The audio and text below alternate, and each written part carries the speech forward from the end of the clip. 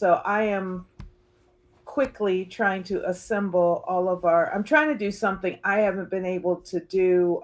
We don't have a treasurer anymore. She left me sort of high and dry. Oh, I've got to, yeah, so I've got to scramble to pull together our tax returns. Fortunately, because of the wildfires, state of California and the federal government gave everybody in the state of California um, a reprieve yeah. on our taxes. So we were able to file, we got till October 15th, which is great. But I didn't make the October 15th deadline either. But there was a bunch of things that she was supposed to do, and I just hadn't had the time to be able to do it. One of them was update our chart of accounts. So I'm like, I can just go with the chart of accounts we have and just roll with it and then deal with it for this year. But I was like, just let me just rip this band-aid off. Um, So how much and more time effort is that then? um, well, AI has been incredibly helpful. Mm-hmm. We already had a target chart of accounts we wanted to use. So basically, I was like, let me get a little bit of help from From Gemini. So I yeah. fed it the current chart of accounts, fed it the proposed chart of accounts, asked it to review it because part of the problem was we've been going have had a little bit of back and forth between me and the previous treasurer. Part of the problem was while she's a seasoned senior working accountant, nonprofit accounting is very different. And I started my career in accounting, and even I know some of the reporting requirements are different. Some of the reports are different. What we call an income P&L in the corporate America is called a statement of activities. In the nonprofit world, they are not the same thing. They're similar, but Yeah. they actually have different meanings. Yeah. And so just we had a lot of back and forth, me trying to get her to wrap her head around this is not exactly the same as corporate. Yeah. And we're using QuickBooks on top of that. And she's used to using double sided accounting entry, corporate accounting software. And QuickBooks, behind the scenes, it really is double sided accounting, Yeah. but it's meant to be double sided accounting for people who aren't necessarily accountants. Mm-hmm. So it doesn't look like double sided accounting, but it is. And if you enter things incorrectly, you can screw things up. So, for example, we have PayPal and we have our checking account. When we transfer things from PayPal to checking account, PayPal isn't really a bank account, Yeah. but in QuickBooks, you need to treat it like it's an asset, like it is a bank account. But what it really is a holding account Mm-hmm. that has the ability to transact money in and out Mm-hmm. of it. Mm-hmm. And so if we spend out of PayPal, we have to show that expense with that PayPal transaction. So you show the money coming out of PayPal and going into the expense and Yeah. show that you've expensed it. Yeah. But then we have to show that we had to transfer money from our checking account to PayPal to cover that expense. Yeah. And that's what she was messing up. So what would happen is she would book the transfer against the expense that was being paid out of PayPal. And it's like, no, PayPal out, expense in, Mm-hmm. and then you have money out of the checking account and into PayPal. And that she did wrong consistently, and it was such a mess. So I've had to spend some time cleaning that up. I had to constantly re explain that to her because she didn't understand that behind the scenes it really is doing double sided Yeah. accounting. Yeah. She Yeah. didn't Wow. understand that so when you looked at the general ledger, things would be off. When you Mm-hmm. do bank reconciliations, things would be off, and she didn't understand why. And I was like, because you're expecting this to be a cut and dry like Peachtree Mm-hmm. or Mass 90, where it shows you the debit and the credit. In QuickBooks, it shows you only one side of the transaction, so it gives you the impression that there's nothing Yeah. happening on Nothing happening the on side, the side. Yeah. Yeah. Yeah. like it's a flat file. And it's like, no, it really is double sided accounting behind the scenes. Yeah. So I'm still cleaning that up. And so there was a little bit of that. And thank God I have an accounting background. I just don't want to. I haven't done accounting in Yeah. so Yeah. You haven't done it in a while. Yeah. Yeah. I get I that. haven't done it in a while, and I had to actually look up. It's like, okay, when you book expenses, do you debit the expense account? Do you credit the expense account? Because I knew expenses were one way and revenue was another, and I couldn't remember which one was which. Yeah. I had to go look all of that stuff up again. It's like, Well, thankfully we have the AIs now to help us a little bit. yeah. So that's helped me out a lot. And plus, I wanted it to, what I decided I'm going to do is our new chart of accounts, it could go into effect January 2026, but I decided, you know what? I have to file 2024 taxes and I need to, reconcile 2024. You know what? Let's rip this band-aid off. Tell me what the journal entry I need if I implement this chart of accounts, not in 2026, but in 2024. Carry it forward to 2025 so I don't have to do this come 2025. Yeah.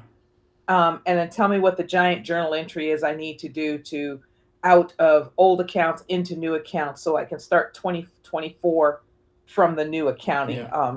new general chart of accounts. So anyway, it's just been fun. And I've been up since 5 a.m. working on it. Oh man. All right. Well. Well, I've gotten through all the asset and liability accounts. I am halfway through the revenue accounts. And so once I get through the other half of the revenue accounts, then it's the expenses. And the expenses are so much simpler than the revenue accounts because the revenue accounts are just because you have to have program revenue versus event revenue, and we keep those separated for a reason Mm-hmm. because when we apply for grants, we need to be able to show the difference between fundraising versus program. First program. Yeah. Interesting. Okay. Wow. That. Yeah. That seems like you're unwinding quite the hairball. Um. Yeah. But here's the thing, once I get this done, it'll never have to be done again. And we elected a new treasurer, and I could just dump this all on her, but that's not really my style. I'm going to clean this up so that when I turn the books over to her, because she doesn't take office until January 1st, I want to feel good handing her Yeah. something clean, not handing her my mess. Yeah. Yeah. That's fair, and that's actually quite generous of you to take the time to do that. Yeah, it's what you're supposed to do. It's the right thing to do. Yeah, yeah, yeah. Well, yeah, not everyone does that. If it's okay with you, I have a screen recording tool. I'm gonna record. What I wanted to do was, and I was talking to the team, and they're like, you know what, you should just talk to Crystal by yourself because like the one-on-one conversation is probably better, and then that way it can just be free flowing conversation rather than them asking a bunch of And then you questions. can So share the they recording gave with me them. kind of four or five different ones that kind of were for us to talk about, and Sure. I'm just gonna record it, and then we'll try to work through some of like the intent here is to, if we introduce GigHQ to folks like yourself that have been in the job search journey and kind of you've been doing this since May, is, where have you felt the pain? What was your journey like? We're just trying to capture some of that. So with your Okay. permission, I'm gonna hit record, and then I have a few, and we can be an entirely free flowing conversation. I just have, they asked me to start in a direction, and I'll try to take us there, and then we can kind of go wherever we want from there. So Okay. I'll leave it open ended. So I By the guess way, before you start recording, please, please, please tell me you're going to add the ability to manually add jobs because I just ran into a huge use case last night where this would have been really helpful. And I know a workaround to make your system do what I needed to do, but I shouldn't have had to do it. Okay, yeah, we can talk about that. We can talk about it. We're definitely looking to fix whatever gaps exist. So 100% we will do that for you. Um, okay, so if it's okay, yeah. So let me hit. Let me see. Did I? All right. Yep. There we go. Okay. So yeah. So I guess if you don't mind, I know we talked a little bit about kind of you consistently kind of moving through different companies and in your career for the last 12 years, and then you kind of hit this roadblock in May and had to kind of go back. I mean, essentially, kind of where I was a year ago, where I had gone from opportunity to opportunity because of things had just come my way, and I really hadn't had to be in that job seeker's seat in a long time. I think you and I both kind of got that shock of like, okay, this is like really different from the last time I did it. So tell me a little bit about that. Like, when you came out of that in May, what was that summer like for you, and how have you kind of navigated that, and how has that evolved from May, I guess, until now in November? Well, so after I got over the initial shock, um, I of course did what everybody does. I got my resume together. I opened up all the major job portals and updated my profile on all of those. So Indeed, LinkedIn, Career Builder, and Monster. Although they're one Mm-hmm. platform now. So, and dice. And a couple of other little minor ones, but those are the major ones Yeah. that I hit. I don't like Glassdoor, so I don't do Glassdoor. Um, so I did all of that and started, in earnest doing what everybody does. You throw everything up against the wall and Yeah. sees what sticks. Yeah. You know, I you don't even do a good job of really vetting the job description. Mm-hmm. It's like you kind of look at the title, then you kind of glance through the required things that we must have. Yeah. Okay, I kind of match those things. Let me just send out an application. Oh, I'm sorry. The other thing that factors into this being really real, is it easy apply or not? Easy apply jobs get first priority because they're easy to Yeah. snap through. Yeah. Jobs that require this long application, you have to really decide, do you really want to apply for this job or not? Things Yeah. that you really want to apply for, you will go through the pain of it. Mm-hmm. Those that you don't, you'll put in the later bucket and you'll prioritize easy apply, the things I want, but not so easy to apply, and then the stuff that gets done later. Mm-hmm. I have a tool that actually helps me with the detailed application, the ones that aren't easy apply. Simplify actually has a great tool that runs right through the Yeah. application, fills out 95% of the Mm-hmm. application. The things it doesn't fill out are things that are questions that are unique to that application. Like they ask a question that isn't covered in your simplified profile, but your Yeah. simplified profile is basically your resume broken down the same way that resume the way the ATS reads it, but mainly the way that the applications will read. So it fills out everything for Yeah. you, uploads resume, and it fills out everything. So that's great. So I started out with that, and wasn't getting great results. I had a lot of recruiters call me about contract work. Yes. Uh, and I know most of that comes from putting your resume up on these job boards. I Mm-hmm. get that. That's a risk. And I'm not anti um, recruiter replacement agencies. I'm not against that. All of the jobs I had, with a couple of exceptions, all came through that pipeline. Mm-hmm. Um, but these guys don't bother to read your resume. Yeah. You match a couple of words in the keyword match, and they're on the phone calling you, and you realize 3 seconds into the call they've not bothered to read your resume, Yeah. because if not, they wouldn't be asking, are you looking for a job? Well, if you saw my resume, you would know the answer to this. Yeah. Yeah, it's So kind of the opposite of the folks that scan a job and do the quick apply, right? I mean, these recruiters are doing kind of that on the resume kind of side and doing just, that, except yeah, on the other side of it, it's yeah, like a quick apply. They're mm-hmm, barely reading it. And a lot of it is a time waster and a time suck for yeah, me. yeah, So I've done all of those things. But then I had a friend of mine suggest I look at working with a career counselor. To be honest, not Medtronic, Kindeva offered that service. I think it's still active. I just haven't used it because I've used those services before and I know what I was going to get out of it, mm-hmm, which wasn't much. The guy for the one for Medtronic said, I'm trying to figure out what kind of value I can provide to you, because mostly what I do is tell people to do all the things you've already you were, done. How to yeah, yeah, resume, how to update your LinkedIn mm-hmm, profile. I can tell you all of that. And I was like, he goes, I'm trying to figure out what value I can offer you. So I knew that the service that Kindeva offered wasn't going to offer me much more. If I really want an in depth career counselor, a real career counselor, mm-hmm, I was going to have to pay the bigger money for those people that actually do that. yeah, I did do that. So I am working with a guy named Justin Thomas. His business is called The Job Father. Justin has been great, and we are doing well. My strategy is working. Now we just need to up it to the next level mm-hmm, and get recruiters to call me. mm-hmm, That has been slow to come, but I have had a few recruiters call me.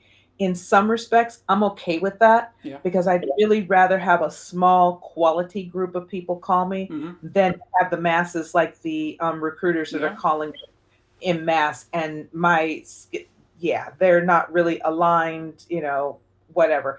I'd rather have quality people call me that I want to work with and Yeah. not just, a massive amount of people. But it has been slow, but it is starting to pick up. I actually have a coffee chat with a recruiter that came through doing what Justin told me to do and networking. And through that networking, found a hiring manager that I'm going to be talking directly to Yeah. on Friday. Same thing happened with another role that I applied to. Hiring manager happened to be somebody I know. Had a coffee chat with her. I think it was last Friday, and we'll see where that goes. A position that I had applied for and didn't get, but because of the strength of my thank you letters, all again due to the counseling and coaching I've Yeah. been getting through Justin, that led to a second opportunity. It's not my primary first choice, but it is a foot in the door with this organization. Yeah. So this stuff is starting to turn around for me. Now I needed to step up the tools that I was using. I like Simplify, um, just because of the way that it handles the application. Mm-hmm. Um, but one of the things that none of them do, and I've used a bunch of them, I've used something called Canyon. I've used something called Resume AI, Resume Up AI. I've used something called Canyon. I've used Simplify. I've used, what's the other one? Teal. Mm-hmm. And what they all have in common is what I needed is something to help me sort of narrow down the focus Mm-hmm. because I'm not getting any responses from recruiters. And I started to suspect that that's because I wasn't really a match for these jobs in the first place and that I needed to be a lot more strategic than I had been about Yeah. that. That meant getting down to here's me, here's my resume, here's what I'm trying to do, because your resume doesn't just tells what you've done. Yeah. Your resume doesn't say what you want to Mm-hmm. do. I've got to say what I want to do. So here's what I'm targeting. Here's the salary I'm looking for, the kinds of roles that I'm looking for, the kinds of industries. Mm-hmm. Here's my commute Yeah. requirements. Here are my, is it in person? Is it hybrid? Is it remote? Here are all of my requirements. These are my, what I call disqualifying criteria. Mm-hmm. Put all of this together, and I need you to look at this job and say, this is a match and this is why. Yeah. So I've got an AI tool that Justin has that I use that kind of gives me that, but it wasn't really quite as precise. So I built another one, Mm-hmm. an AI assistant using Gemini. Mm-hmm. That's gotten better, although yesterday we had an argument because it didn't seem to remember all of my disqualifying factors. So I had to re-remind it of that and then say, what's missing in your instructions that you keep missing the mark on this because you were Mm-hmm. doing so well. We've refined the instructions Yeah. to add these factors. Yeah. But what I really needed was something that strategically would allow me to do that. The problem with Teal and all of these other tools, Simplify, even as much as I love it, and all these other tools is Canyon doesn't do it at all, but these other tools, when they do it, you get wildly diverse Mm-hmm. responses. One of them will say, you're a match, a Yeah. 70% match. One will say, you're an 80% match. One will say, you're a 12% Yeah. match. And all of it is based on when you look at what it's saying it's kind of subjective. So it'll say the 12% one will say, well, you're missing this whole set of keywords. And you look at the keywords, it says you're missing. I was like, oh my God, this is like all over my resume. How do Yeah. you think that this is missing? Which tells me that these tools are built to literally be a Boolean search. Mm-hmm. If you don't find this The exact exact phrase, term. Yeah. then it doesn't exist. And so it doesn't have the capability of understanding related terms Mm-hmm. or terms that might be in there that are similar. And I can't believe that ATSs are this precise, though they might be. Yeah. Um, so if they are, then there's a problem with the ATS as well. Yeah. But in Fair. the meantime, I need to be able to do this. And so I was looking at these tools, and they were clearly written to me where the development team is going based on their own knowledge, based on their own experience with job hunting, Mm-hmm. and not with no insight whatsoever from anyone in HR. Because when I talk to my recruiter and HR friends and they see these jobs, they're like, this is wrong. Yeah. You're a man. And so I needed something that was going to do a better job and not just tell me I'm a match, but tell me why I'm a match. Mm-hmm. If I'm not a match, tell me why I'm not a match. Yeah. Don't just tell me I'm missing some keywords. I need a narrative here Right. because I can speak to a narrative. What I'm not going to do is spend my time keyword stuffing my resume Mm-hmm. to Yeah, make a just to get match. that score up. Yeah, that's right. So I don't want to do that. And so I was looking for a tool that did a better job. What I did notice in all these tools that I try, LinkedIn, if you have LinkedIn Premium, has that kind of capability to Mm-hmm. say, am I a match? It actually does a pretty decent job. Yeah. Doesn't tell you why, but it does give you what I felt were more realistic results in these matches. Yeah. And so one of the things I liked about your tool is it was the only one that aligned with LinkedIn. And there's one other tool. I think Simplify is most of the time it's on target, but a lot of times it's just way off too. Mm-hmm. But your tool basically, when it did that part, to me, that's the most valuable piece of it. Actually, there's two things that are valuable in your tool that Okay. are more valuable than anything else. Okay. That piece alone, I love the narrative. It doesn't just tell, it tells me all the keywords that the job requires, the keywords in my resume. And so I can see that. So But when it you're gives me, comparing your profile to the job, the analysis that it does, specifically that you're saying is better than anything else you've seen. oh my God. And the narrative has been gold. And I'll tell you how that's so I may not have you and it gives you a suggested resume with the suggested changes lumped in so you don't end up with a keyword stuffed resume. Yeah. You end up with something really thoughtful for this job that's not keyword stuffed and it's based on this analysis. Mm-hmm. Now, while I haven't used any of those resumes yet, what I did do is look at the analysis. Some of the advice wasn't just for this job. It was like, oh, this resonates, period. And I made changes accordingly in my resume and my profile accordingly, Yeah. based on that. And what I'm noticing is since I've made those changes, my matches are better. And That's not awesome. just in your tool, in other tools as well. Now, That's those awesome. other tools still are terrible at matching. They are, but they've improved a little bit. But your tool now, things that it showed me a 78% match is now showing me an 85% Mm-hmm. match. And that's just by making those small little changes in my resume from looking at that first Yeah. analysis. Yeah. And so I tested that out. I watched my resume improve for one job that I just knew I was qualified for. And I Mm-hmm. was like, all right, let me go through this. I made some of the changes. It wasn't exactly the resume that your tool suggested, Yeah. but I did take some of those changes to heart. And I went from 78% to 85%. I was like, okay, I am trending in the right way. Yeah. Yeah. That's great. I'm glad that the And I'm feedback was making good. the right strategic changes and I'm Mm-hmm. not keyword stuffing my resume Mm-hmm. because I've had recruiters ask me to do that. Will call and say, well, can you add this to your resume? I was like, not just a little bit like stuffing Yeah. words into my resume Yeah. just to make a hiring manager happy. I was like, how about this? How about you get me in front of the hiring manager? If I'm a 95% match already, I will get them over this 5% you Yeah. think I need. You Yeah. just need to get me in the room. That's right. Put me in, coach. Yeah. Yeah. Yeah. Yeah. Great. Yeah. Give me a shot. I am Yeah. fantastic in interviews. Mm-hmm. Yeah. Well, most interviews. I've had a couple, very few, but I'm really one on one talking. Yeah.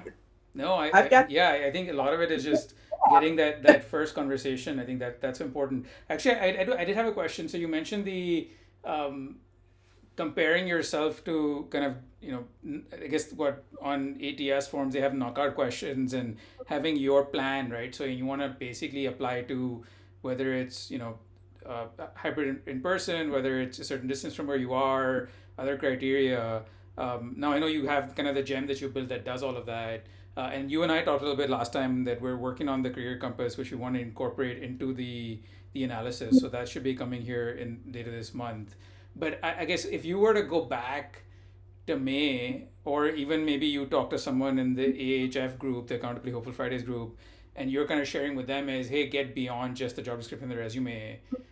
What is that? How has that mindset of yours changed, and what would you recommend to someone starting out to think about that oh, plan and keep all that in context as they're looking? Oh God, my whole entire mindset has changed. I went from throw everything up against the wall and sees what sticks. But part of that mindset then was based on the fact that I had had so many back to back experiences. I Mm-hmm. figured that's not going to take me long. Yeah. I just need, I just need to seed the waters, and it's going to come back to me. Yeah. Imagine my surprise Yeah. and my Yeah, and I think my I think I ego think blow. that part is one of the biggest shocks people have is the market is so different now that Yep. people don't recognize that they have to approach it differently. That old model does not work anymore. Yeah, the blow to my ego was real. Because I was used to being a rock star, and I was like, now I'm a rock star who's lost her voice. It's like, Yeah. what do you do then? Yeah. If this is you only know how to sing, what do you do? Yeah. Yeah. Like, Yeah. That's a great so analogy. But yeah, no, I absolutely. guess I guess what I'm saying is, while my voice was healing, I learned to play the guitar. Yeah. Yeah. I learned to be Prince. So I was like, all right, how many instruments do I need to play? But I guess what I would say to someone starting out is a couple of things, because it's a conversation we had at last week's Accountable and Hopeful Fridays. If you believe that AI is not your friend, you are mistaken. Mm-hmm. If you believe AI is the enemy, you are mistaken. Mm-hmm. If you believe you can do this without any use of AI whatsoever, you are really deluded. Yeah. Because if you don't think that the hiring teams on the other end of these applications aren't using AI, they are. Yeah. And they're not using it in ways that you believe. Mm-hmm. Your belief that AI is being used and making people lazy is the reason why you're behind the eight ball. Yeah. AI is not making people lazy. If you don't know how to properly craft a prompt, Mm-hmm. you can't go to AI. Like this morning, my whole exercise with revising my chart of accounts, I have to know what I want it to do. I have to know what I want it to be. I have to Right. know what is right or wrong. AI is not, if you just take AI's word for it, then you're doing it wrong. Yeah. I Yeah. spent the whole morning, refining my prompt and refining my ask to get the results. I want AI to help me with the heavy lifting, but Mm-hmm. at the end, if I don't know anything about accounting, this is not the way to do your chart of That's right. accounts. That's right. Yeah, I mean, I think the two areas where I feel people struggle the most with AI, one is that they think that the simple question will give you a good answer. So just saying, "Hey, this is my resume, give me a better resume," is not a good question, right? It really has to be It's a terrible question. right. And so that then they're disappointed by the output because they're like, "Oh, it doesn't work." And I think the other part of it is the AI will give you better output the better input you give it, right? And so Yep. it's you. I think people don't understand that either. It's like, hey, I'm trying to do this report, this analysis. I talk to friends. They're like, oh, use a lot of AI in your tool. Like, help me learn. I'm like, it's really hard for me to just generically give you a step ABC. It really depends on the context of your use case, right? Like you have to understand what are the things that are important, what question to ask it, and more importantly, exactly what you said is you have to have a little bit of that understanding that AI is basically built to please you. So it will, even if it's wrong, will continue to go down the wrong path because it thinks that it's pleasing you. So you have to know where to stop and say, hey, actually, that thing you said, that seems wrong. Can you double check that or can you help me correct it or can you verify it with some other source? I And think those are the two areas. frankly, you have to provide it with the information. That's right. Because if I went right now and just opened a brand new Gemini chat and said, create a chart of accounts for my nonprofit, I've told it nothing about my nonprofit. That's right. I've told it nothing about anything. I've not even told it what state I'm in. It will Mm-hmm. spit out a chart of accounts. Sure. It'll spit out a chart of accounts that could probably use by a nonprofit who's just starting out. Mm-hmm. But we're a nonprofit who's been in business since 2018. Mm-hmm.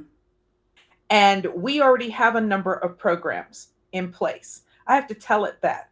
I have to give it the information Yeah. about that. I can even provide it tax returns because that have that information That's on it. right. I have to tell it all of this information. And once it has all that information, oh, and here's our current chart of accounts, then and only then can it spit out a chart of accounts That's for right. me. And even then, that's a first draft. I Oh have to yeah, read yeah. You have to review it. Yeah, for I sure. will have to review it Yeah. and I will have to question it. One of the questions I kept asking it is, why do you keep consolidating things? And finally, I had to give it a new instruction. Stop Stop. consolidating my general ledger. Yeah, yeah. When you give me the new general ledger, I don't want just the new general ledger. Mm-hmm. I want the old accounts and the new accounts. Mm-hmm. And I need you to tell me for the old accounts, am I keeping, renaming, or retiring? So I need that full list. Yeah. Oh, or is it a new one? Mm-hmm. I need that full list that shows me those things. Keep, retire, rename, Yeah. or new. Yeah. Give me that list. And after I gave it that instruction, I got a much better result Mm-hmm. because it left off a whole section. I'm literally opening up the new chart of accounts it gave me. I have QuickBooks open and I'm like, okay, I should be able to copy and paste, copy and paste, copy and paste. Wait a minute. What happened to this section in QuickBooks? It's not in the new chart of accounts. Why? Do I assume that I keep these accounts? Do I assume that you just forgot about these Yeah. accounts? What happened here? And Yeah, I yeah. asked You it, have to. Yeah, what you have happened? to ask it. Absolutely, you have to check the work for sure. I'm actually now curious. So, I guess since this was the first time you had to do it from this direction, kind of the job search, the whole journey to get whether you use Gemini or ChatGPT, understanding the use cases for AI, leveraging all of that. I'm assuming you did a lot of that before you kind of started working with a coach, but there's a lot of people that are No, very the new to this. coach is what made me start doing this. I see. So I had been using Simplify. So all these other tools I told you about, I'd been using Simplify. I had been using Canyon. I hate Canyon, but I already paid for it. And they're desperately trying to get me to change my review. I was like, when your application actually becomes usable and functional the way you say it is, then I will change my review. Other than that, my review stands. The only thing you guys did is marginally change your resume writer. Mm-hmm.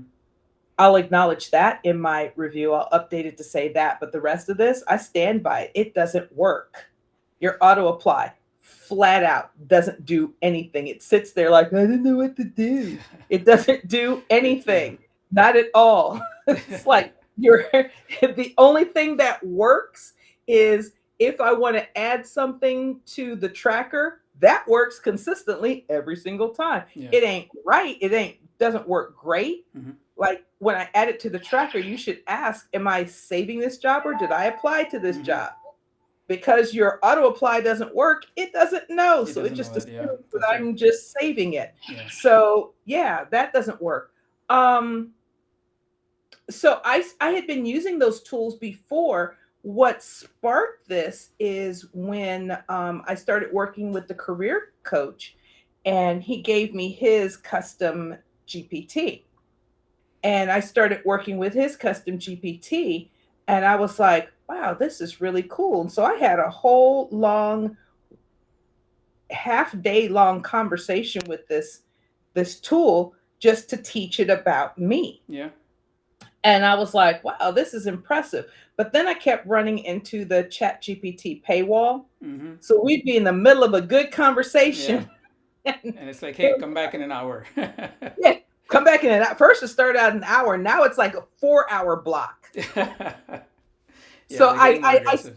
I see you open AI. I see what you're trying to do. Yeah. First, it's an hour, then it's 2 hours, and it's 4 hours. Now it's a whole entire day. Yeah. Come back tomorrow. And Yeah. I'm like, yeah, I can't. I kept running into that paywall, and I have Gemini, and I have it for free. And so I started playing with Gemini, and I was like realizing in order for Gemini to remember anything, I had to keep the same conversation. Mm-hmm. And I was like, okay, what's behind what Justin built? So I realized it was a custom GPT. So I started Working on the Google, gem. Yeah. yep, GTS, Google that shit, looked it up, and figured out how to Yeah. figured out how to create a gem. And I started out with a base gem. And this is where the folks from Hopeful Accountable and Hopeful Fridays were like, wait, you did what? They're like, how did you come up with the instructions for your gym? I was like, oh, I asked Jim to help me write the instructions. Yeah. They're like, did what? Yeah. You Ask used, the AI to help you with the AI. yeah, you asked AI to help you with an AI. And I was like, yeah, you didn't think of that first? I was like, why wouldn't I? Yeah. All I have to know is how to write the right prompt, Mm-hmm. tell it what I'm trying to do, Mm-hmm. and test the model every time it spits it out. Yeah. So I had one tab open where I was having the conversation to refine the instructions. I had another tab open where I was creating the gem, Yeah. put the gem instructions, and I test the instructions out. Yeah. Yep, that didn't work. Let me go back here. What do I need to do to make this happen? And rinse and repeat, rinse and repeat. It's the same thing you do with software development. You Yeah. iterate the damn Mm-hmm. thing. So Mm-hmm. I'm iterating the thing until I got down to something that I liked and it was working. The one part I did not develop, that is part of my gem instruction, I actually developed using Justin's custom GPT. I wanted to be able to create one of my assignments from Justin was to raise my LinkedIn profile. You raise your LinkedIn profile, you make your profile active, and recruiters will see you. Mm-hmm. And so most people do that the cheap way. They open up their profile, they'll add a dot, they'll take out a word, they'll add a word, they'll save it, and Mm-hmm. that brings them up to the top. The Mm-hmm. problem is that that's artificial because as time ticks Yeah, it along, degrades. Yeah. so the way to stay relevant and stay up there is you actually have to participate in LinkedIn. Mm-hmm. Start posting things. Yeah. Make yourself a thought Yeah, leader. yeah, we And talked about the 3-2-1 rule that I kind of advocate for, which I think works for people. yep. Just doing the comments, doing a repost, make sure you're posting something original. I think that's very And important. and more than comments, your comments can't be trite like good post. Right? They have Yeah, to actually contribute to the conversation. absolutely, absolutely. And Because LinkedIn so values engagement, and you have to show engagement. yep. And so I needed to up my engagement. I'm not used to writing every day, but I'm full of ideas. At least writing that way. I write asked me to write a technical document based Mm-hmm. on specifications, asked me to write a memo. I can do all of that, but Yeah, writing thought leadership stuff, I can sit here and spit at you yeah, things all day long. yeah. And people are always saying, you should write that down. It's like I should, but I forgot it as soon as I Yeah. so I started walking around with my phone and just recording ideas. They were just raw, hey, this is what I was thinking, or I Mm-hmm. would just write it down. Mm-hmm. And then I would take those raw ideas, these Mm-hmm. aren't even a post, I fed it to ChatGPT with a couple of my writing samples and said, this is the idea I had. Here's my writing samples. Come up with something that Mm-hmm. looks like that it aligns with this writing style.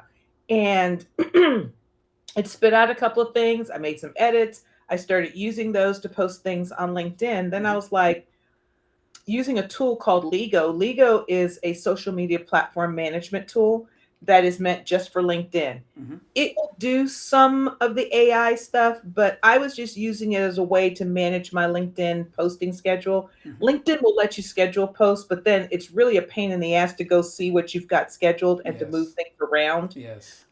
I needed something that allowed me to just, okay, I have this schedule for Monday, but I want to move this one up and move this one down.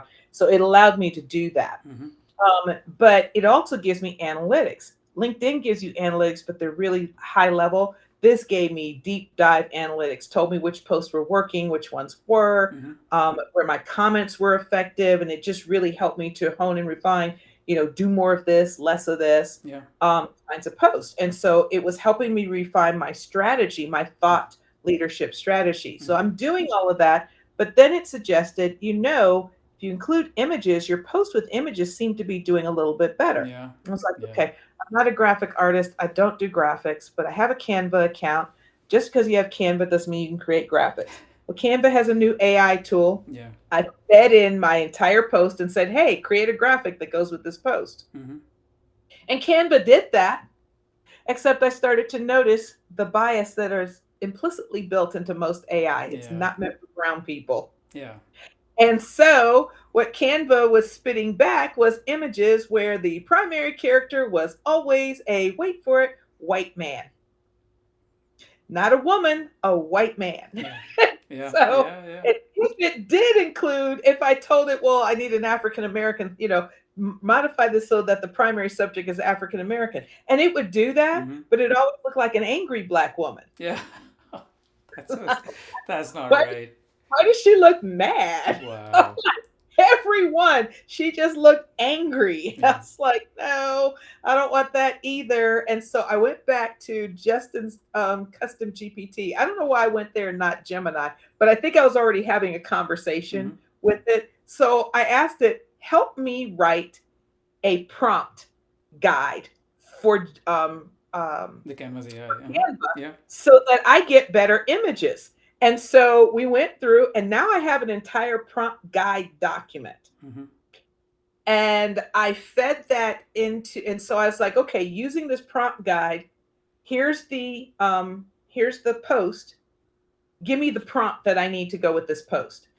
And it popped up because I was like, it's not working giving it the post. Yeah. Let me just get the prompt. Yeah. Here's the post. Tell me the prompt I need. Mm-hmm. And so we refined this until I have now an entire branding strategy that is based on, and it is so me. I even fed it a reference image. So I fed it three of my headshots. And what I was appreciative of is it interpreted my headshots as an African American woman with big curly hair and a bright smile. And I was Oh like, wow. yes, you Yeah, so that's good. feel me. That's good. Yeah. You feel me. Yeah. So it picked that up from the pictures. And then I told it that my signature color is pink. I was like, but I don't want pink. I don't want pink dominating the picture. I Mm-hmm. need pink to be just like an accent color.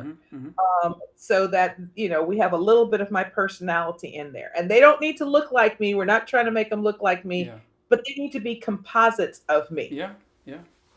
And so we work and tweak this until what I got is something that consistently I give it the post, it spits out the image prompt, I go to Canva, and suddenly my results were so much better, That's awesome. consistent. And that's a great Instead strategy. of I'm glad having to that's working for keep you. refining and refining, Yeah. I give it the prompt, it gives me four reference images, and I can usually use one of them right away. Yeah. Yeah. That's awesome. That's awesome. I'm so I guess now, so I mean obviously you are someone that's familiar with tools, is experimenting, iterating. I mean, there's a lot of people out there that are afraid of kind Our of dipping their We're afraid toes. of technology and Um, afraid of getting their feet wet. yeah, So what I did and do so how do is we? I built a custom GPT, a custom gem.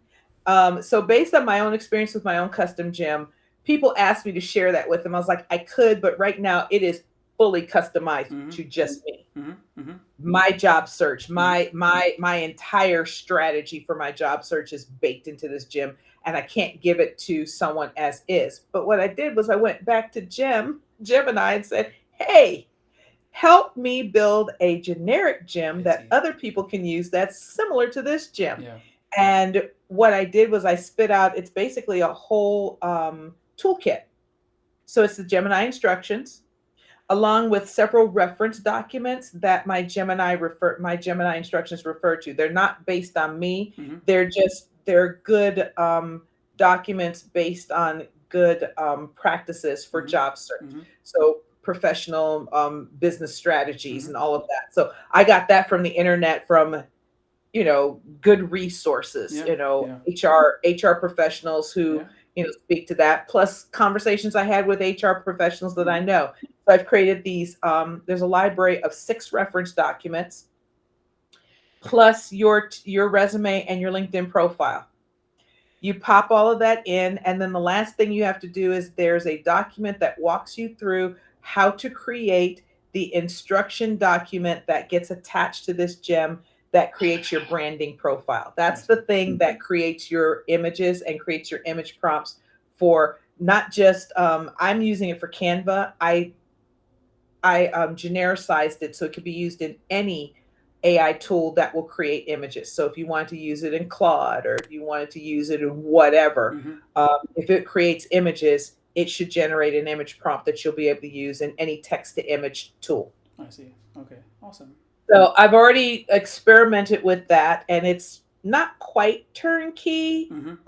I would have to walk somebody through it. I'm working on a set of instructions to make it completely turnkey, that you literally would open up the instructions and do A, B, C. Yeah. And But you're good to go. Yeah. I did walk one person on the accountability and hopeful Fridays. I shared it with her, Mm-hmm. and I jumped on a Google call with her and walked her through setting up her own gem with these reference documents. And as far as I know, she's been using it. I do need to follow up with her about that. But yeah, this is a whole different game. And I get everybody isn't going to be me, but Yeah. this is how I got into this career field in the first place because Yeah. I'm not afraid of tools. Yeah, yeah, no, and yeah, I think it's great that you experiment. And I think when we were talking last time, you had mentioned that kind of, there's obviously this gamut of tools, and you've had to kind of patchwork a bunch of things together, and you were always on the hunt for like the holy grail tool that was kind of all encompassing. I Yep. think when I was sharing a little bit about Gig HQ at the Accountability Hopeful Friday session, and I kind of shared that we were trying to really make it a CRM for job seekers, like you really kind of that resonated with you. So I guess tell me a little bit about that. Why did And that that's what I was suddenly just like? going to get to. That's the second piece. So the two things that your tool does really well and better than everything that I have tried and played with um, is that CRM functionality. That to me was gold because when I saw how that worked, I was like, oh my God, this is how HubSpot works for us. Mm-hmm. So we use HubSpot for our nonprofit Yeah. and it links to our Gmail. And so when I go and pull up a contact in HubSpot or a company, I can see the entire conversation we've had with them. Yeah. So if we're approaching somebody about a donation and we've approached them before, I'll be able to see all those conversations and I'll know how to craft my ask for the upcoming year and Mm-hmm. what I need to say, what worked, what didn't work, what resonated, what didn't resonate. And I'll be able to refer to those conversations. If that person is no longer with the company, I can refer to, hey, I spoke with this person in the Yeah. past. This is what you guys have done, but it's all there. Mm-hmm. Um, yours doing that takes away some of the drudgery of something I do personally. I don't know about other people, but I create a folder. Well, they're called, what are they called? And Oh, the labels in Gmail. labels. So Yeah. I create labels in Gmail that will say 2025 job search. And in there, if I have something that looks like it's a good prospect or something that I've applied for, I'll create a sub label for that. And every communication that comes in for that job, I'll drag and drop there, drag and drop Yeah. there. Yeah. It's not It's a lot perfect of because work though. it's a lot of work. But your CRM capabilities means that I don't have to do all that work. So whether I apply with my LinkedIn email address, my Gmail email address, or use the email address from your tool, either way, I can forward emails from jobs Mm-hmm. to your tool, and your tool is intelligent enough, just like HubSpot, that it knows, oh, this belongs to this. Mm-hmm. That shit is magical. Mm-hmm. I'm That glad is it's working for you. completely magical. And it is how I was able to, a job that I had been applying for, and I'm in the process of, but I had logged it in another tool and not your tool, how I was able to get it into your tool Ah, you and get found it. a hack. I love it. I found a hack. I We're, found a we're gonna hack. fix it so that's better, but I mean it's a good workaround. Yeah, I found a hack so that I can get that job onto your board, and now I'm fully only using your job board. That is I, awesome. it I'm was so just it happy to was hear that. two jobs that I needed to move over, and I had to spend some time thinking about it. I even so one of the gaps that your one of the gaps though is this. Um, you kind of have a feature that's similar to HubSpot where you can add notes, but it's not exactly the same. And so here's the gap. One of those roles, I got it. I found a way to. I found a hack to get it into your under your Mm-hmm. job board, but it kept showing as prospect. And I was like, this isn't a prospect. Ah, I see. To change the status, right? I actually moved from prospect to interview, and I had no way of doing that Mm-hmm. except for getting an email, except I didn't get an email. What I got was a LinkedIn message from this person I see. to set up the interview, set up the little, meet and greet. Yeah, yeah. And we were communicating that way. I sent her my calendar link, and the only thing I had was the email for the email invite Mm-hmm. to the calendar. And that wasn't enough. I know because I tried to forward it and it didn't seem to know what to do. I So love it. I was like, okay, fine. How do I get this LinkedIn conversation, which is the only place if this had been an email, I could have forwarded that email and Mm-hmm. it would have known it was an interview, Mm-hmm. but it doesn't know this is an interview. Yeah. So I had to do some gerrymandering. Okay, I will have to dig into that with you later. Yeah, I had to do a little gerrymandering.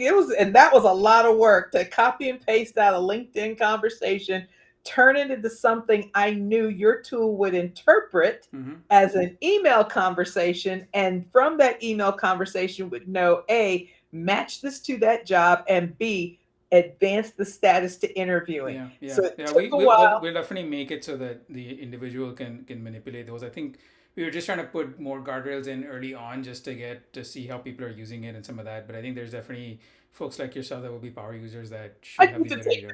take the training wheels off. Yeah, yeah. I we, can we we will ride.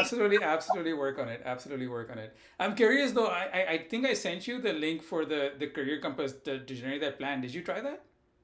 Oh yeah, I had already tried. I thought I told you I'd already tried it Oh no, because I actually I don't remember if I asked you about that. But no, that's good. I'm glad. yeah, you did. Apparently, when we talked, it had just gone into place, and I didn't realize it was Mm-hmm. new. Mm-hmm.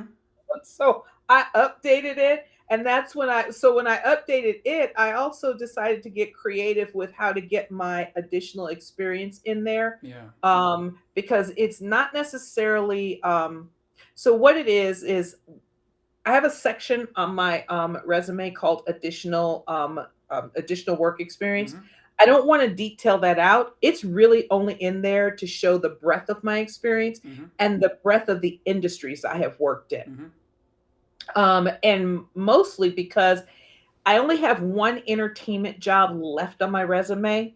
And every now and then I get calls from entertainment companies, and I don't necessarily want to go back to entertainment, but I haven't ruled it out altogether. But entertainment is like medical.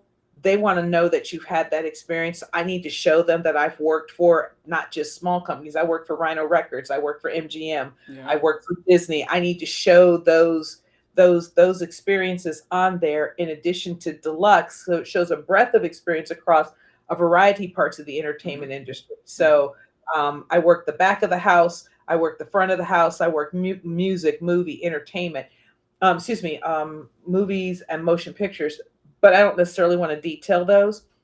So I was trying to figure out how to show that on your profile, and that's how I started using the project section Mm-hmm. and got really creative with the project So section. we have to do a little bit of work on project section and transparency. So I think one of the things we have a gap on is projects doesn't. I think there's room for work experience and there's room for projects at jobs that you've done, and so I think we need to build some kind of association there, where And maybe the volunteer. project gives more detail on a specific part of your career, not necessarily it's not in that in there. So Yeah. I think we need to think. I don't know. We have to kind of think through how we would do that, but I Yeah, think there's because definitely room for that. volunteer experience, I don't show that I went and volunteered at the animal shelter petting kittens because nobody gives a shit about Mm-hmm. that. Mm-hmm. But I tell you, I volunteered helping a nonprofit build a website in 48 hours, and I Mm-hmm. was the project manager that led a team of 3 or 4. Now I've got your interest Right. because that shows that I am able to work. Like, that's not a little bit of pressure, that's a lot of pressure. We Yeah. have to have a turnkey, ready to be live website within 48 hours. Yeah. And I want to show you that I led a team that I had never met before in my Mm-hmm. entire life, with a nonprofit whose mission I did not know until a couple of days before the event. Yeah. This is experience I want to be able to show you that I'm doing. Not only that, if you're looking for a project manager for web development projects, while I might not have that experience on the rest of my resume, I have that here, and doing it under those tight circumstances, that speaks volumes about my capability. Yeah. So you might want to reconsider me. So that's why I want to put that kind of work on there. Mm-hmm. Yeah. I think we're gonna work on volunteer experience, certainly projects. I think the other big gap, we don't have a good way to list certifications. We I think we need to add that. So we're gonna Oh, we're gonna that's what I did with projects too. I put my certifications in there yeah. too So because we know that that's a gap, and we have to. With the reason it's not as quite as simple as just saying, hey, it's going to be additional fields on the profile, because we also want to then go back and figure out how to update the resume analyzer, the tool, so that it incorporates all that feedback. So there's a few yeah, steps. So we're working through some of that. But yeah. we'll get there. I Well, have a don't make the mistake I've seen everybody do. They put certifications on there and then they put dates and make them all required fields. and not all certifications have dates. Right. They don't even have a start and end date. My PSM certification, part of the reason I got it is in case I ever decide to let my certified Scrum Master certification go, I still have a Scrum Master certification. That one doesn't expire. It's a lifetime certification. Yeah. So So it's then you not. won't have it. You don't have a date. That's right. That's right. That's right. Um, so I guess I have a couple of ones where the the goal was to maybe give a, it's like a lightning round, if you will. So I'm gonna ask you those, and we can Sure. go in a few different directions. But I guess the first one was, so I guess in one sentence, if you had explain what your experience with GigHQ has been like, what is that, like that summary? Magical. Seriously. Okay. It was really magical. It was like it was transformative and magical. I was just like once you take off the training wheels for some of us, I am you will not stop me. I'm like, I have no doubt that using this tool plus working with my career counselor, I feel good that I'm going to secure something That's awesome. quickly. That's awesome. Yeah, It's I going to hope make so. me better. That's definitely the intent. And I'm gonna ask this question in two ways. I guess the first way I'm gonna ask it is, what are your favorite features that exist in the platform? Oh, the goddamn the CRM. Okay, awesome. That functionality is going to save me all those stupid labels.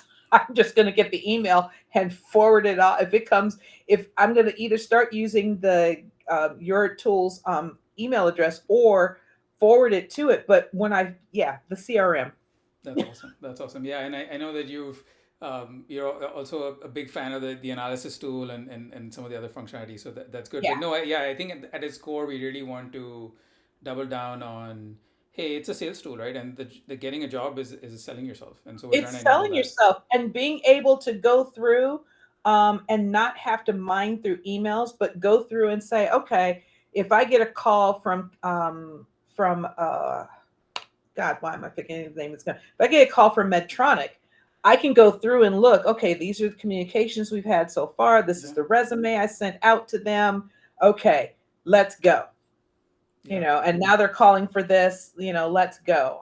The only thing your tool doesn't do is interview prep. I don't Mhm. think it needs to do interview prep. It'd be nice if it could, but it doesn't need to. Yeah, and so that part is, so we think of interviews from a few different angles. One is, of course, helping manage the calendar and make sure you kind of know when it's coming and notifications and all that. We're also thinking of the pre-interview. So yes, there is an interview prep tool that's actually in development right now. And what we're trying to do is, since we know the company you applied to, the job title, the description, we know your profile, we know whether it's, the screening interview, the first interview, the second interview. So we're trying to build something that is a little bit more intelligent than just throwing something in saying, hey, I have an interview, I need to help prep. So I think that's one part. And the post Yeah. interview experience we're also working on. I actually spoke to a recruiter yesterday. I'm speaking to someone else that's at Walmart today. He's been at Walmart as in talent acquisition for almost 20 years now. And so what I'm trying to understand is, as a team that does hiring, when they work with their panel, what are the questions that they're asking the panel about the post interview experience? And so for us, what can we ask you, Crystal, as an interviewee in the tool to make sure we've helped you capture, 12, 24 hours after the interview, is what was the experience like? What did they ask you? What did you ask them? Did you believe it was the right role? Was it relevant for you? Like all of that, because of two things. One is we can then use that to help you generate the right, like, thank you follow ups, all of that. Yep. But number two is, as you have the second interview and the third interview, we want to go back to saying, hey, in the last one you said this. Make sure either you ask about that or you dig into that because that sounded like that was a concern for you. Or these are the things that they talked about last time. Be aware that that might come up again. So, like, we want to make all that intelligent because, again, from the CRM piece, like, if it has all that data, we should be utilizing all that to You build a should be complete system. utilizing that data. And so, And I would agree because that's kind of what I've been doing with my gem and with the custom GPT that I've been using. One of the things that it's done, and it is literally what led to Kata to call me back. mhm, So my post interview follow up and here's the thing, it wasn't just the letter that I sent out after the interview. So I sent out um, it drafted an email for the hiring manager. It drafted an email for the recruiter because I knew those two names. And so they were two different tenors, two different voices. Yeah. It drafted a, because I wasn't connected with the recruiter, it drafted a quick, hey, let's connect on Mm-hmm. LinkedIn message for the recruiter and for the hiring manager. Yeah. So this was all my post interview stuff it generated. When I got the email that I didn't get the job, I fed that email in and it generated something basically, kind of like super disappointed, but I wish you guys luck. Thank you for your time kind of Yeah. email. All of that communication is why Takeda called me back. Yeah. Yeah, I mean, if you do the basic things, I think people generally will appreciate that and they will be interested in at least engaging with you because they may not be a good fit at that time and it may not be the right role, but they still want to have a good candidate or list of candidates that they can reach out to. So that's very important. And that's exactly why they called me back. They're like, your entire demeanor, your presentation just was really impressive. The Mm-hmm. hiring manager wanted to know if you would be interested in a different role. And I knew what my shortcoming was with that role. I knew what it was. I knew what it was going in the door. I Mm-hmm. knew it was going to be a roadblock that I was going to be able to get over. And it was Yeah. really a matter of being able to convince the hiring manager that not having this experience with this software today doesn't mean that I can't jump in and Yeah. provide value from day one. Yeah. I was hoping that he would be impressed with the fact that I'm not scared of any software and it Yeah. doesn't matter if I've seen it Yeah. before. Yeah. You give me 3 minutes with it and I'm going to be a subject matter expert in no time. Um, and he was impressed with that, but not impressed enough. Mm-hmm. But impressed enough with that he called me about another role. Yeah. And So, that. I mean, you sold yourself well enough that they were interested enough to say, hey, we need if we have something else that matches Crystal's background, we should call her, yep, which is powerful. and that's exactly what they did. So the follow up to me is just as important. I've been using the custom gem and the custom GPT to kind of fill that gap for me, because those communications are important. And I tell people all the time, um, don't skip on a thank you letter. Even a thank you for not hiring me is Mm-hmm. okay. Yeah. If you've actually not the one, you don't respond to the generic they never talk to you at all, thank you, thanks but no thanks letters. Mm-hmm. But if you talk to somebody and they said no, reach out and say thank you for the Yeah. opportunity. People just don't seem to understand that resonates, and people remember that I got the job at Rhino. I know this because my hiring manager told me this on the strength of my thank you letter. Yeah. My thank you letter was what won them over completely. Yeah. That Um, and it's just a small gesture, but it's so important. yep, and the thank you letter went out because of something my husband told me. We've been married 28 years, and I thought I blew one of the interviews. It Mm-hmm. was with the CFO. I thought I blew the interview. He said sometimes you can turn around a bad interview with a great thank you letter. Yeah. So I That's wrote great a thank advice. you Yeah. letter. And by the way, this is still snail mail. This was not going out Oh via email. wow. Okay. But I sent it over fax because I did not want to take the chance on snail mail, and something told me I needed to jump on this right away. I faxed this thank you letter over to them when I got back. Well, after I talked to my husband on the way back home. But I wrote it when I got back home, and I made it a point of faxing it out before the end of the business day. That's And awesome. Yeah, that and that it's funny that's the letter out. parallel experience that I had was, I mean, we've been talking to a lot of potential partners and some some investors and all that, and similar kind of thing. I talked to a gentleman and he said, yeah, it's interesting right now, but you guys are too early and we're not it's not quite right and all that. And he sent the email back and I was like, should I respond or not? And I just on a whim I just said, hey Michael, thanks so much, really appreciate it. I know that we're not a right fit for you guys, but do you know who else I might reach out to? I'm not even kidding. He, I guess, maintains a Google sheet of potential investors, and he's like, here's my list. Try your luck. Like, and if I would have never responded, I would have never gotten that answer. I would have never known. But he just, out of his own generosity, just a bunch of names that I would have never found. He just sent me Well, an Excel then spreadsheet. I'm gonna do you a favor. I have a tool that I got from AppSumo that I have not been able to use at all. Mostly because the guy who had this tool sold it as something that a nonprofit can't use. I But see. it's basically meant to research investors for businesses. Okay. Oh yeah, if there is a good, yeah, if you can make a recommendation, I would love to try. No, no, no. I'm going to give you access to my tool. I can't use it, but you could probably use Okay, it. that would be awesome. That would be awesome. Yeah. I I can't use the tool at all. The way he spun it made it sound like we could use it to look for potential corporate sponsors. Apparently, that's something on the roadmap, but they haven't built yet. And I'm like, but you made it sound like it was already there. yeah. That's okay. Um, Something told me just to hang on to the tool anyway. If he ever gets there, then we'll have it. It didn't cost us a whole lot of money. I paid for it out of my own pocket if it doesn't. Any case, let me get you login That would be credentials for awesome. I this. would But appreciate that. Yeah. this tool is meant specifically to be able to find angel investors and investors for products, tools, That would businesses, be whatever. awesome. I would, yeah, we would I definitely can't use use that. it for anything, but Yeah. maybe you can make it work for you. Yeah, yeah, that would be awesome. And I know we're over time. I have one last question for you, and then I'll let I'm you kind unemployed. There is no such thing as of. No, I appreciate you taking the time. the only thing you're holding me up from is going to Starbucks. I guess one of the questions that comes up often is, when you first sign up for GigHQ as a user, you have to create an email address with us to enable the CRM functionality. Now, some people are like, oh, but why do I have to have another email address? Why do I have an email address with you guys? How will the recruiters perceive me? All of that. Like, did you go through any of those? Like, what is your kind of thinking Not around some of even, that? I would love to not hear. even for a hot second. Not even for a nanosecond at all. I know one person at Accountable Hopeful Fridays asked that very same question.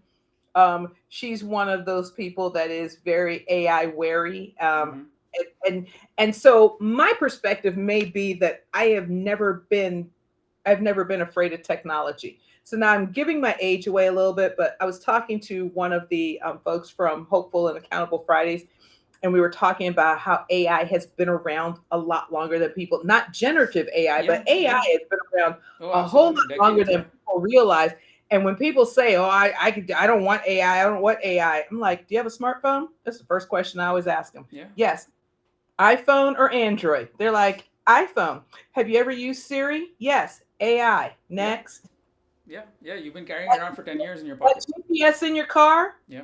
Do you? Do you use GPS? Do you like MapQuest or Maps or any of Yeah. the other ones? That's AI. Yeah.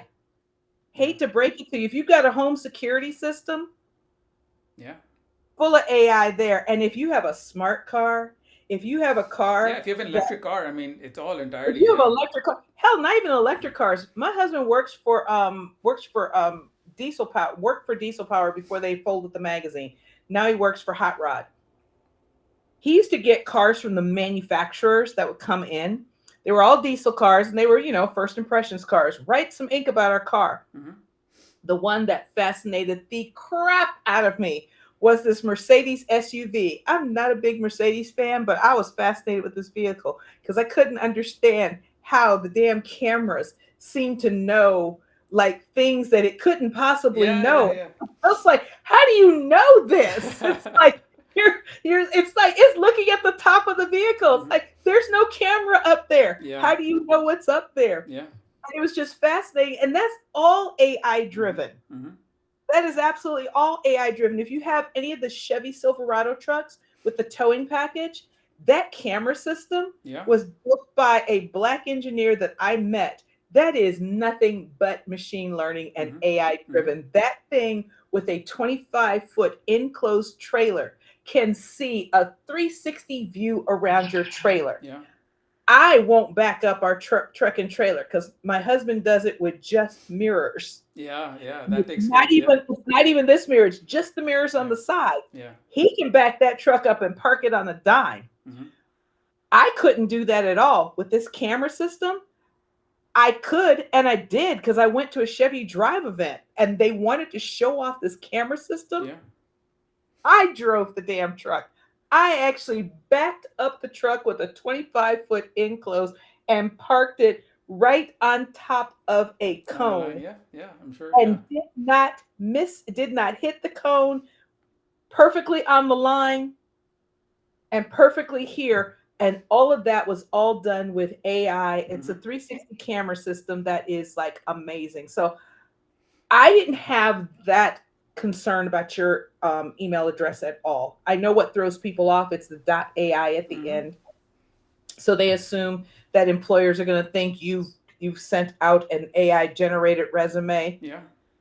Any employer who thinks that, personally for me, you're too stupid for me to work for. That's where I'm at. That's fair. Yeah, and you know the thing is that I mean the alternative was that we would have to connect to your personal inbox, Gmail, whatever, which was so scary because the privacy security concern there is so massive that we just It's didn't feel so massive. comfortable Now you wanting to guys are plug into someone else's tool. And then the reality is, I mean, there's some other, there are most definitely the auto AI apply tools. Like I won't name names, but there are some where you pay them $50 a month and they apply to AI apply to 100 jobs a day, and they oh, are lazy masking. jobs. I can tell you which ones they There are a are. few, and they are masking their domains and using like the postbox or Lazy, TrueMailer lazy dot apply net. and loop CV. Yes, yeah. So you can name names, but so yeah, and we're honestly being transparent. And part of our message is we want it to be a GigHQ.ai email because you can go to the GigHQ.ai website, see what we're about, and the most important thing about that is that You'll that someone that has used our platform to apply has most likely has created their profile, gone to the match score, has validated they are a match. We know they're a human being, they're not abusing the system. So you recruiter should know that hey, you've gotten a highly qualified candidate because they've gone through the work and they've done the steps and they have the access to our outreach tool and all of that. So that's the narrative we're really trying to push is like that whole CRM piece together allows the job seekers to be much more deliberate, strategic, less about volume, more about more targeted, and therefore it's not the same as the bulk apply tool. So I mean, part of that we have to build out. I think that story, but that's at least the way we're trying to tell it. No, and here's the thing. Loop CV Pro and Lazy Apply, if anyone has ever used these, you need to stop because the quality of jobs it applies you for, it doesn't even do a good job of matching you against those jobs. Yeah, it's just Like bulk applying people. It's like just bulk cri- applying endlessly in hopes that you get an interview. in hopes that you get an interview. So like both of them, I have both of those tools, but that's because I got them for cheap and I got them as a lifetime deal. But I have turned off the auto apply feature. I only use them just to see if it finds things that match my profile. But a lot of the things that it matches, it's no better than what I get on a daily basis from what's that, ZipRecruiter? Mm-hmm. Mm-hmm. ZipRecruiter can't match you for jobs for shit. Yeah. Yeah. It just it doesn't matter what you say your criteria is. It's like, we think you might be a match for this. They're paying $32 an hour. I literally listed what my minimum salary requirements are, and it is not $32 an hour. Yeah. Where did you decide I'm a match for this? Yeah. Yeah. Yeah. Yeah. There's definitely some I mean and that thing that's the hardest part for us is when people first find gig issue. I think one is making sure that they understand we're not a job board, so we're not another LinkedIn, and two is that we're not trying to solve that part of like it's we're doing something so different that people have to like really understand is hey, there's a lot of value in the CRM, in the platform, in the resume tool, in the contact tool, in the interview that tool that will come. But you have to be in that frame of mind is you want to dedicate the time and effort to do a deliberate effort driven job search, not just I'm going to sit back and lazy apply, lazy apply, lazy apply. Then we're not for you because that's not the tool. No, no. And that's the thing that I would tell people. It's like, even with the tool that the tool that I built, it is not meant to be a lazy apply. Mm-hmm. And I've used lazy apply. I signed up for it. I saw what it did and I stopped it literally in the middle of. I was like, "Oh, no, no, no, no, no, no. You can't be sending shit out on my behalf because Mm-hmm. you don't even seem to know what you're doing." Mm-hmm. Um, it is a job search can't AI isn't going to make your job search isn't going to make your job search that easy. What it's supposed to do is provide you the tools so that you make better strategic decisions, Yeah. so that your resume is optimized based on your career goals, not keyword stuffed to try to fool an ATS. Right. This keyword stuffing is something that people used to do to try to fool the Google algorithm with Mm-hmm. websites, and Mm-hmm. Google shut down that because what you got is low quality Right. websites out there. Right. You don't want to be a low quality candidate. You want to be a high quality candidate. That's why I won't work with recruiters that ask me to keyword stuff my resume. If you need me to keyword stuff my resume in order to get for you to get me in front of the hiring manager, Yeah. you are either your hiring manager's not bright Mm-hmm. or you are not bright. And I Right. don't know which one because I haven't met him, but you're not going to make me do this. If you can't sell me well enough to get me in front of a hiring manager, if you don't know yourself how to sell me to get me in front of a hiring manager, that means you don't even understand the value that I bring. And Right. I can't have you sell me to That's right. a hiring manager because you yourself should be able to do that without asking me to do this. Yeah. Absolutely. Absolutely. Yeah. That makes sense. So, but your tool is not going to be the end all be all. What it is going to be, and when I say holy grail, it is something that allows me to review my resume and my job, my disqualifying factors for a job Mm-hmm. against that job description and say this is a go or no go. Mm-hmm. This is a maybe. And it's a strong maybe or a weak maybe Mm-hmm. because your tool does all of that. It Mm-hmm. will tell me where I'm at. And then I can make a decision, Right. do I move forward or not? Right. Your tool will tell me if you decide to move forward, here's what you might want to consider to make yourself stronger. You don't have to do these things. Just Mm-hmm. because the AI tool tells you to do it That's doesn't right. mean you have to do it. Even my gem, I will go through and say, and it'll tell me whether I'm a strong, medium, or mild, Mm-hmm. match. Mm-hmm. And I will say, you know what, I'm going to pass, and it will tell me that's a good, it's a good strategy, and here's why this is a good Yeah. strategy. What I want is not it to tell me what to do. I want it to tell me why you came to these Mm-hmm. conclusions, because then I can decide if you're full of shit Yeah. or if you're giving me advice that's worthy of taking. Does Mm-hmm. it resonate? If it resonates, then I'll make those changes. If Mm-hmm. it doesn't, I'm just going to ignore it, Yeah. and do what I want to do anyway. But so far, your tool has given me advice that resonates with me because who knows me better than me? Mm-hmm. Who knows me better? Who knows better what I want than me? Yeah. Who knows better what I've done than me? And Absolutely. so when I look at that report that says, here's why you're a match, here's the things that are a strong match, here's the things that are a weak match, here's the things you don't have at all, here's what you can possibly do, and here's how you score based on all of these things. Yeah. And here's a suggestion on how you can reformat your resume accordingly. It's not telling you take this resume as is and do that. Mm-hmm. You could do that, but you'd be foolish, especially if it says you're only a 16% match. Now Right. you've Right. created Yeah. a resume that you better be able to talk up to because, well, according to what you put in here, this isn't really you. Yeah. Yeah. So it's supposed to help you make better strategic decisions. It's not going to get you the job. You have to get you the job. Mm-hmm. But I do believe it provides me a better tool set so I'm not throwing up everything against the wall to see what sticks. Yeah. That I'm only applying for things that once I get past the location requirements, is it remote? Is it hybrid? Is it, in person? Once I get past those requirements, once I get past the salary, if all those things match, now let's see, am I really a fit? And if I'm a fit and all those things align, then I will apply. Right. Right. Yeah. Yeah. Absolutely. And I think that's I mean, you have to put in the effort. I think that's the key kind of message is you it has to be um it has to be effort driven. And I don't know if you've actually tried it yet, but we did release an update to the Chrome extension and also Outreach Agent by itself. It's listed on the free tools under free tools on the website, but it does help with the finding out who to contact at companies. I can kind of walk you through that next Oh, time, the but I think outreach agent. so if you go underneath the free tools in the top menu and then you hit Outreach Agent, essentially what Yes. you can do is you can give it either the link to the job or which it'll try to parse the job description or that you can copy paste the job description in, give it the company name and the title, and basically what it will do is it does a bunch of Google searches and LinkedIn searches, and it's trying to find people that have that title at that company, so potential peers, people that have like senior titles, so like a director, senior director, VP kind of title for that kind of role, people that have recruiter, technical recruiter, hiring manager, that kind of role. And it basically does that. So it does like six searches and then it tries to find the best four or five.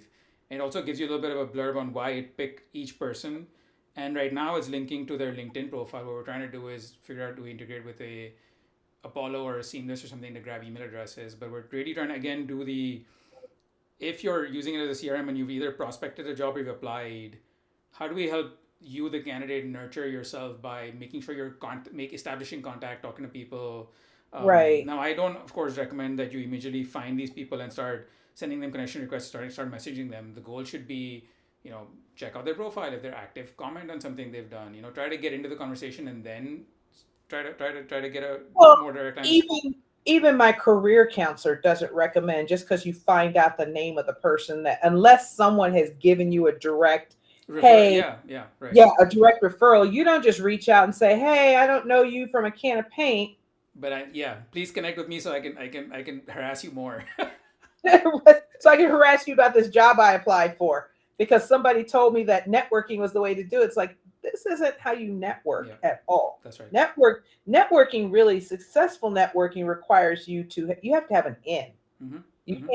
can't just walk up to a stranger's door and knock on the door Yeah, and say, hey.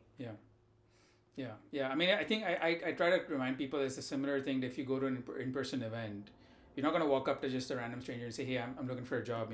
That never, you have to build that relationship and then you have to work that way into, hey, now, hey, this is where I need help. Can you help me or do you know someone else who can help me? Right? Like that's Yep. the kind of thought process. You might have to build it quickly, but you Yeah, can't just walk right up to them. Hi, I'm unemployed. I need a job. I that's heard you exactly could right. help me. That's exactly right. The only way that works is, hey, I'm Crystal. So and so told me to look you up if Mm-hmm. I got to this event. I Mm-hmm. just wanted to check you out. Said that you might be able to speak to me. I'm in the job market Yeah, right now. Blah blah blah. that's exactly right. Yeah.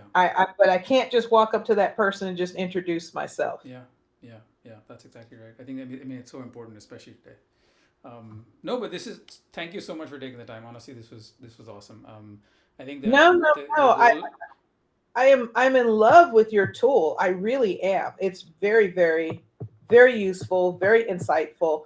The only thing, and I won't discuss that here, just a couple of little buggy things I found, Yeah, but I'm keeping a running list of it. Um, and so I can send you that. I've got them in a spreadsheet that right would be now. awesome. Yeah, we definitely share feedback with me. We are working on autofill, so we will address that soon now that the Chrome extension's updated with the outreach tool. We are working on an interview prep tool, and I would love to share that. I think it's going to be in development later this week, so maybe I can find some time with you next week and give you a preview. And Yeah. then we are most definitely going to be uh, doing some things around enabling the ability to change statuses and all that. So all that will be coming soon. Please, so I can stop hacking your system. we are working on all of that. And So just so it's that all you know, I'm using that email capability to fuel my hack. So I just realized that all I have to do is, if I email the right thing formatted in a very specific yeah, way, yeah, yeah. I can trigger Yeah, it to you can change definitely trick it. that. Yeah, that's we do a lot of testing that way. So I totally believe that it works. Yes, yes. But for the people who are unsure about the email address, I would tell them, stop being unsure. I think the one person I spoke to, Raul from Accountable and Hopeful Fridays, his concern was longevity. If you guys go away and I've already given this email out to the whole world, now what? I was like, really? That's your biggest problem? You're looking for work? That's your biggest problem? Like, how am I going to find these people? It's like, I'm Yeah, like, that's not really my biggest problem to solve. I mean, personally, for me, using your email address, I've already got it in LinkedIn so that when I apply for things through LinkedIn, I use that email yeah, address to apply yeah. because it is just much better. And I'm finding my inbox, my Gmail box is cleaner. You And I find some think, sanity in your personal email inbox. Yes, 100%. yes, Well, it's a separate inbox I have just for work search, but even then it's gotten insane because the minute you put yourself up on those job Yeah, boards, the endless job alerts and the notification. It's crazy. all that stuff. And so now I'm using your email address strategically. When I apply for a job, I use that email address. And that way all the emails coming in Yeah, will be just for that job. yeah. Because I assume you guys have some way of preventing spam from coming through, like some of those Yeah, job boards. I mean, we have seen some scenarios where we have to catch some of that, but yes, we're gonna. I mean, we're continuing to add guardrails as we see more of those. A little bit of it is just as you know, the web and all email. It's so variable that as we see things, we have to address them. I mean, Yeah. it's impossible to do 100% catch all because there's just so many No, things. and I wouldn't use it for things like when I register myself with job boards, I wouldn't use this email address for that. Because frankly, I want that noise someplace else. I don't want it here. Hmm. The only thing I want coming here is it's related to something I've applied for. Yeah, So if I didn't apply for it using your email address, I get those emails, I forward it over, it knows what to do with them, and then we can continue those communications. So, hmm, like when I heard Raul, say, "Oh, well, what happens if they go away? They're so new, and I don't want to just dive in." I was like, "Okay." To me, that's not my biggest problem right now. yeah, My biggest problem is I don't have a job. hmm, Um, and I want to see you guys succeed because I think you guys are probably the best tool I've seen that has the ability to become the real holy grail because you guys are addressing the right problems. Everyone else is trying to address mass supply hmm, and tracking. hmm, And there's plenty of tracking tools, but tracking isn't the only thing. And mass supply isn't what you need to win in this game. What you need is strategy. What you need is the ability to track your holistic job search so you yeah, can be strategic. What communications did I have? With whom did I have them with? hmm, What did I say? So I know what to say next. So I yeah, can make sure my message is consistent. right.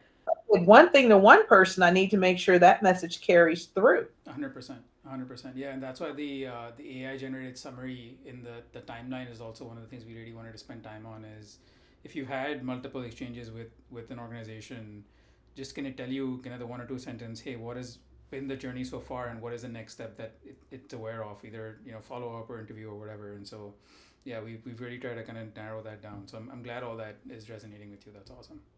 Yeah, and then and I think the way that you guys are going to approach, at least from what I've heard, the little bit you said about the interview prep, I think is the right way to do it. I've got an interview prep tool that, okay, it's okay. It's okay, but it doesn't begin to ask nearly enough questions or know enough about me to be able to conduct a real interview. Yeah, What I found is I feed it the job, I feed it my resume, it asks some standard hmm, questions, but what I think you're getting ready to do is what my custom gem and what my custom GPT that I got from my career counselor does. Basically, I feed it the LinkedIn profile of the person I'm going to be interviewing yeah, with, or if they don't have one, what information I have hmm, about them. It knows what job it is. It knows who I am. It knows what I want, what I don't want. It yeah, knows who the person is interviewing, and it does its best to tailor those questions that's for right. that interview. And then the follow up for that is I feed it what I can remember from the interview. And I have to say what I can remember because who writes notes during an interview? Yeah, So I have to make a conscious effort when I come out of interviews is trying to remember everything that they asked me and jot down yeah, everything that I think that they asked me and just even if it's not clean, just get it down on paper. hmm, So I keep a pad, a notebook with me for virtual interviews. I keep one with me in my car, so when I get out to my car, you can before I write it even down. leave the Yeah, parking lot, I'm writing down what happened, because I want to know what went well, what didn't go well, what do I think that I need to say in the thank you letter to kind of what were weak points, yeah, and I feed all of that to that tool, and it then crafts those responses, which I have full control over what messages yeah. I What you want do with that? Yeah, absolutely. Yeah, what to do with yeah, it. And I think that's the mistake that people think that when you have a tool like this, that you're supposed to take it as gospel. It's like you need to feed it the information so it can feed you the right answers. That's right. And then even you are the only one who can determine what that right answer is. Yeah. So when people tell me, oh, well, they've got kids writing whole term papers, using AI, but do they? Yeah. Because the really smart ones are the ones that fed AI their notes Mm-hmm. and their thoughts and their plan and their design for this paper. Yeah. Those are the ones that are using AI smart. The ones that said, just write me a paper about Cleopatra when she was Queen of the Nile. They're the ones that are going to get shit results. Yeah. The ones that look That's like right. it get generated from AI. That's If you right. didn't have a hypothesis going into this, Yeah.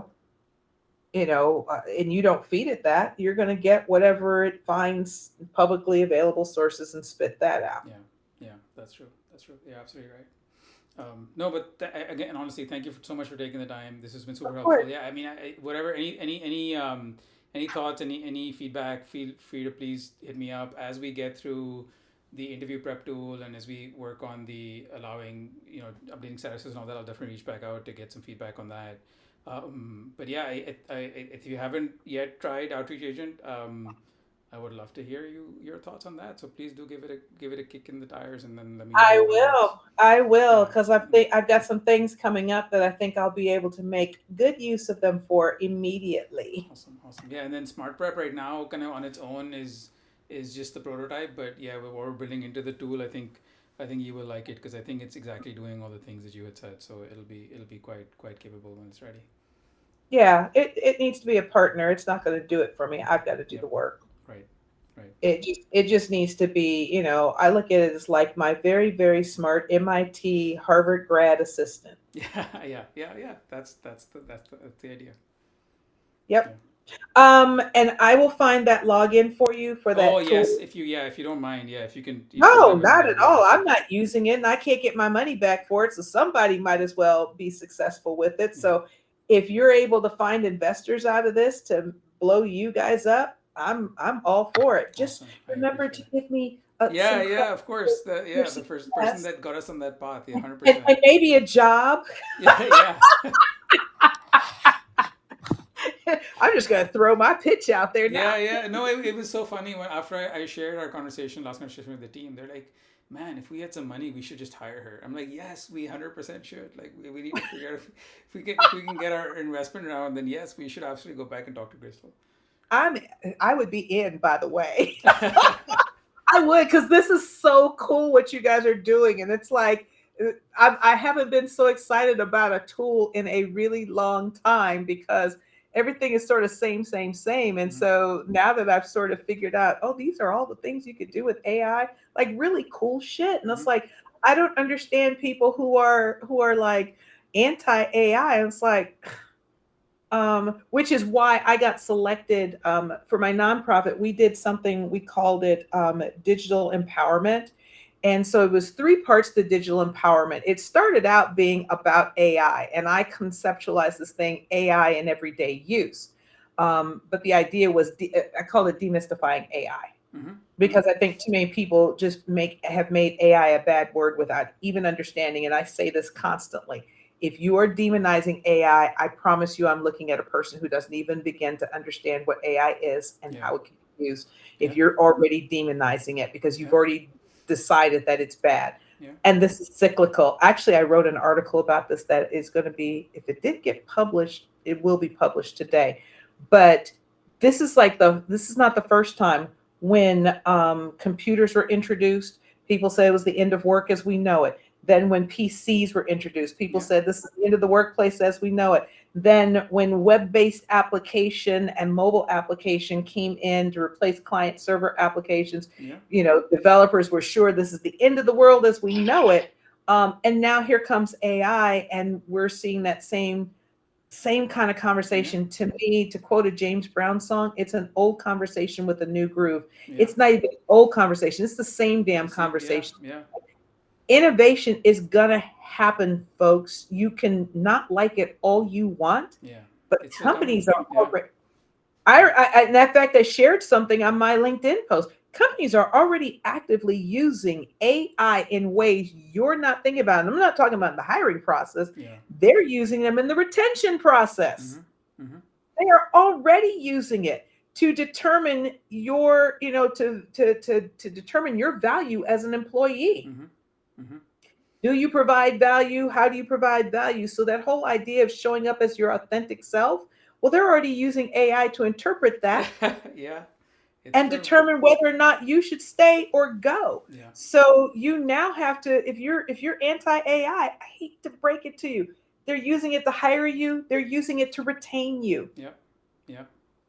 Yeah, it's 100% true. Yeah, I think, I mean, you have to. Yes, the rate of change is definitely increasing. It will continue to. But I mean, it's coming, and you can't sit on the sidelines and you can't ignore it. There's just no way. No. And the people who survive it are the people who learn how to swim with the fishes Mm-hmm. and not try to swim upstream. 100%. Well, if the salmon are swimming that way, swim with them. That's right. But Yeah. you're trying to swim upstream. I saw two of my developers at MGM get forced retired out just simply because they couldn't accept that client server development Yeah. is going away. Yeah. Web based applications are where we're going, and Yeah. mobile applications were fast approaching. And you people are still stuck on client server development. I Yeah. hate to break this Yeah. to you, but your AS400 systems, you guys will be called in as legacy people to help them migrate their AS400 and client server Yeah. apps over to the web based apps they're trying to implement. Yeah. And if you want to make yourself relevant, it's cool to be in that camp, but you need to be able to be in this other camp too. Yeah. Otherwise, you're going to be obsolete. Yeah. Like that AS400 system that you are only there because you're a subject matter expert on AS400 Yeah. and token ring and Yeah. whatever Yeah. other And bullshit that is still out there that they're trying to retire. yeah. And you're the only of five experts left in this world who's old enough to remember Yeah. token ring. Yeah. It's true. But I only remember this from my networking class because I didn't do well in my networking class. I hated my networking class. I was like, when is this shit over with? Can we get back to the web development stuff? Why are we learning this? Oh man. But yeah, we could. I mean, we could go on for another couple of hours. But I know I I'm have gonna a I let have you a go one because I o'clock that need I to gotta go get ready eat. for. But thank you so much, Crystal. I really appreciate You're it. welcome. Yeah, I'll if you can dig up the login, I will definitely take the off Oh on no, that. I'm gonna dig it up right after we get off this call Okay, and send and it to you. I will be in touch with some of the other things that we're working on in the next kind of week and a half, and then yeah. But thank you so much for taking the time. You're This was awesome. welcome. You're welcome. Thank you guys. All right, have a great one. Bye. Bye.